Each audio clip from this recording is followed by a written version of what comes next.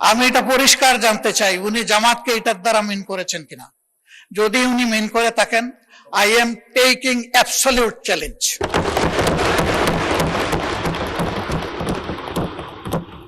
তিনি এটা প্রমাণ করতে পারলে আমি তাকে একটা মেডেল দিব পার্সোনালি। এটা আমি শফিকুর রহমান হলে আমাকেও যেন স্পেয়ার করা না হয়। কিন্তু সালাউদ্দিন সাহেব একটা অংশ এনেছেন, আর একটা অংশ আনেন নাই। সরকার পরিবর্তন হওয়ার পরে 5 আগস্টের পরে আমরা যতটুকু জানতে পেরেছি যে তাদের সকলকে আবার পরীক্ষায় আসার জন্য ইনভাইট করা হয়েছিল, যে আসেন, বিনা পরীক্ষায় আপনারা চাকরি নিয়েছেন, মিনিমাম নিয়মটা মানে এখন আপনারা চাকরিতে ফিরে আসেন। তারা কেউ আসেনি। কেন তারা আসলো না? এরপরে এই ব্যাংকটা 1983 সালের নভেম্বরে 3টা শাখা দিয়ে বাংলাদেশে তার কার্যক্রম শুরু করে। ঢাকার লোকাল ব্রাঞ্চ মতিঝিলে, আগ্রাবাদ, চিটাগাং, সিলেট, তালতলা।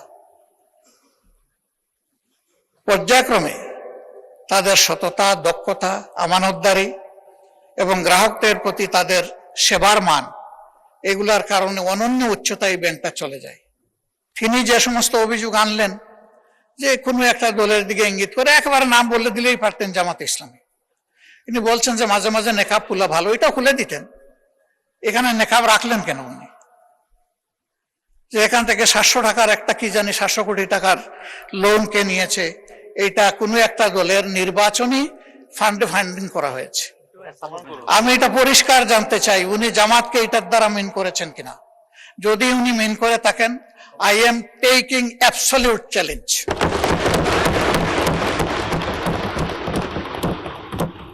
তিনি এটা প্রমাণ করতে পারলে আমি তাকে একটা মেডেল দিব পার্সোনালি। এরপরে কার ছেলে, কার নাতি, কোন কোম্পানি, শুধু ইসলামী ব্যাংক না, যে কোনো ব্যাংক থেকে চুরি ডাকাতি অসততার মাধ্যমে কিছু নিয়ে যদি আত্মসাৎ করে থাকে, তার ব্যাপারে অবশ্যই তদন্ত করে স্টার্ন অ্যাকশন দেশের বিদ্যমান আইনে নেওয়া উচিত। এটা আমি শফিকুর রহমান হলে আমাকেও যেন স্পেয়ার করা না হয়। মাননীয় স্পিকার, এই ব্যাংকটিতে ক্ষুদ্র একজন ব্যবসায়ী হিসাবে আমার বসার সুযোগ হয়েছিল 2005 থেকে 2011 সাল, 6 বছর। ব্যাংকের বোর্ডে বসতাম, শিখতাম, জানতাম, বাংলাদেশের অর্থনীতিকে বোঝার চেষ্টা করতাম। সেই সময়টা এই ব্যাংক এককভাবে বৈদেশিক রিমিটেন্সের 32% পর্যন্ত আর্ন করত। তার ডিপোজিট, তার তারল্য, তার ইনভেস্টমেন্ট, সকল টার্নওভারে ইম্প্যারালাল একটা ব্যাংক ছিল। সবগুলা সরকারি ব্যাংক মিলেও তার সমতুল্য ছিল না। কিন্তু তখন বয়ান বানাতেন একজন বিশেষ অর্থনীতিবিদ, ডক্টর আবুল বারাকাত। তিনিও আঙ্গুল তুলতেন জামাত ইসলামের দিকে, যে এখান থেকে জামাত ইসলামী হাজার হাজার কোটি টাকা নিয়ে যাচ্ছে।